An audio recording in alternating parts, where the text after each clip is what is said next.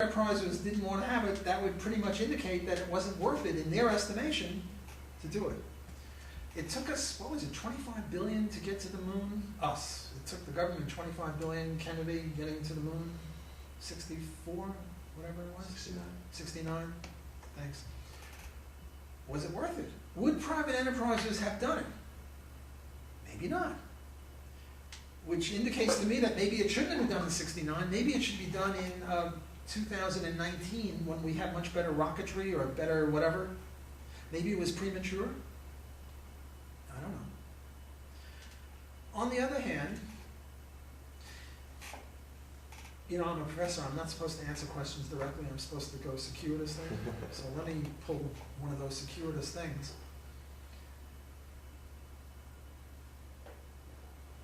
You know whose fault bad weather is? The weatherman? No, it's the goddamn government. Why is it the government's fault? Because the government has taken half the GDP for the last 100 years and spent it in the most horrific ways, killing innocent people abroad, rec centers, welfare, equalization payments in Canada, all sorts of crap. Had they not done that, had they left us that money, we probably would have figured out how to make it rain between 2 and 4 in the morning.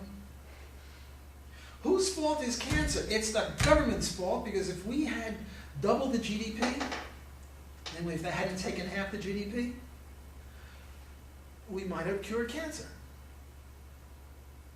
Now that I've done that circuitous thing, now let me get back to your question. We'd be twice as rich as we are now. Maybe we'd be more likely to afford it. Second point, maybe it would have, what do you call it, uses.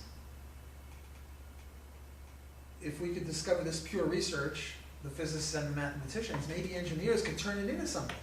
So what I'm going to do is I'm going to go to the stock market in the free society, which is twice as rich as we are now, probably more than twice as rich, because the goddamn government kills 40,000 people a year on its roads and 4,000 people a year in Canada, and a lot of those people are very valuable human capital.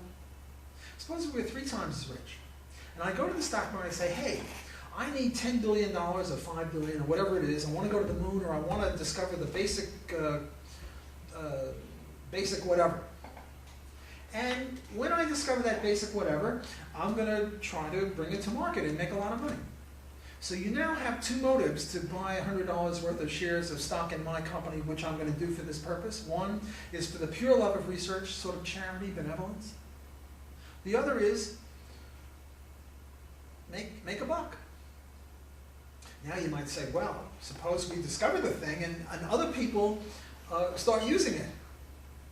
You get it? We discover this cure for cancer, and since there's no patent and no copyright, everyone else will soon get it.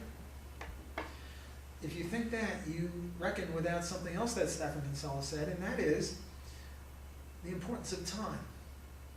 Do you know when paper books first came out, everyone thought that hardcover books would not come out anymore? Why?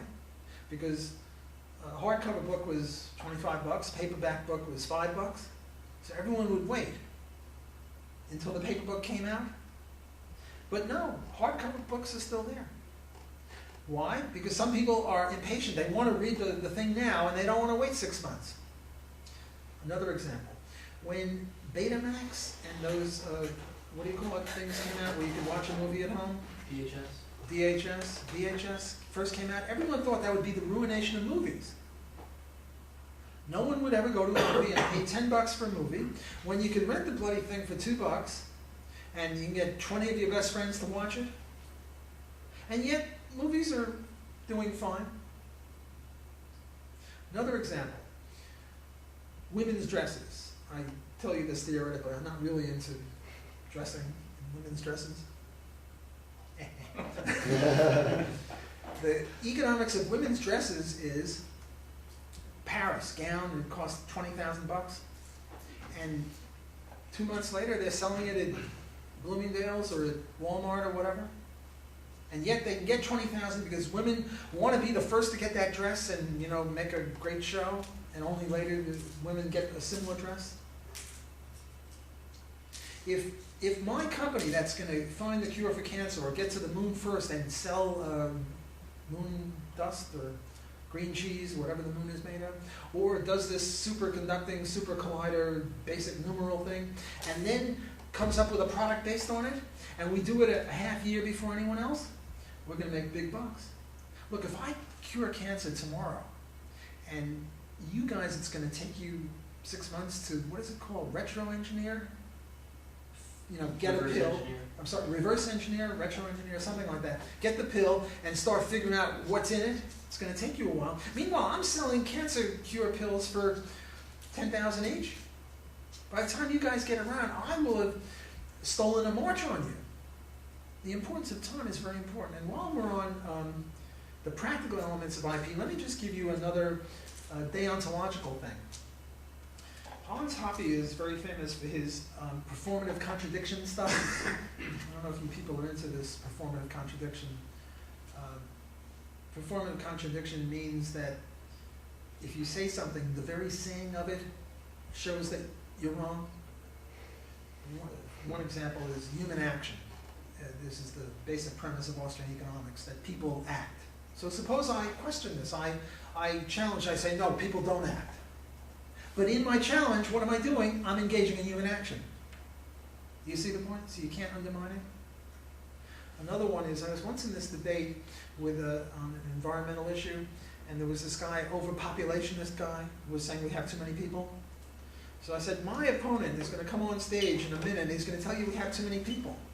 He has the power to reduce the size of the population by 1. Hasn't done it yet. That shows he doesn't even believe his own crappy theory. Performative contradiction. Look, the problem with patents, you guys, I don't know if it's you guys, but maybe you're being devil's advocates, but the defenders of intellectual property say that there is such a thing as property in intellectual things. Well, if there is, why should we have a patent that runs out in 27 years or 17 years? Isn't that arbitrary? I don't own this pen for 15 years or 57 years, or the copyright runs out during my life. I can give this to my kid who can give it to his kids, right?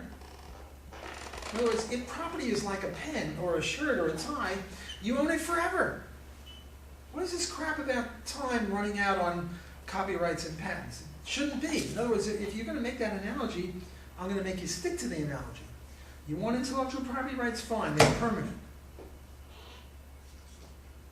Which means that every word I just said, intellectual property rights are permanent. Those 4 words were invented by Mr. Intellectual. He invented the word intellectual. Mr. Property invented the word property. Mr. Intellectual property rights. And all these other words I'm using were invented by somebody. Mr. Somebody invented the word somebody. He owns it. I have no right to use it. Who the hell am I to use the English language? Every word in the English language was created by somebody else. I can't use English language, nor French, nor Spanish, nor any language, because they've all been created by somebody, right? So it's a performative contradiction for me to tell you that property rights in intellectual property are correct. Because in so doing, I'm committing a performative contradiction, namely I'm stealing words from other people. So if you believe that, shut up. You can't speak. Because if you speak, you exhibit yourself as a person who is stealing words from other people, you thief. You violator of property rights. Isn't that a powerful? I like that argument. People, go boo. When I was at this thing debating the overpopulation, I got roundly condemned. Because it was a hostile audience, and anything I would say would be condemned. But I think it's a very powerful argument, that if you really believe in this crap, you can't speak. Now, it might be true, but you just can't say it. Hoppe uses this to defend libertarianism. Supposed to say, well, libertarian rights don't exist. Well, I'm using my body, I'm using my larynx, my pharynx, my tongue. I'm sitting in a chair. I'm acting inconsistently with what I'm saying. If you're against libertarianism, you have to shut up. Because if you speak, you have to speak with property.